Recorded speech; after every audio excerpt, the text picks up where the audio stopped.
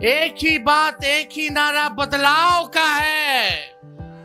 इस बार सत्ता परिवर्तन हो करके रहेगा, ये बिहार की जनता चीख चीख करके कह रही है।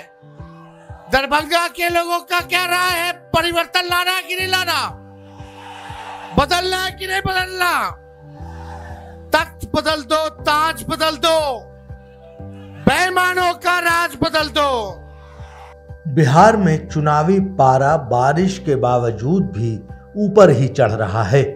कांग्रेस लीडर राहुल गांधी और महागठबंधन के सीएम फेस तेजस्वी यादव ने आज एक ही मंच पर आकर सियासी इत्तेहाद का मजबूत पैगाम दिया।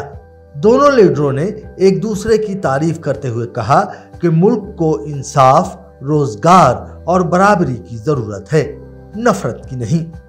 हिंदुस्तान में सड़क बनती है, फ्लाईओवर बनता है, इंफ्रास्ट्रक्चर बनता है, पुल बनता है, इमारत बनती है।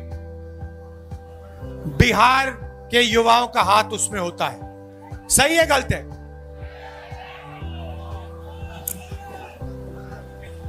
आप में कोई कमी नहीं है, डायनामिज्म है, क्षमता है, ऊर्जा है।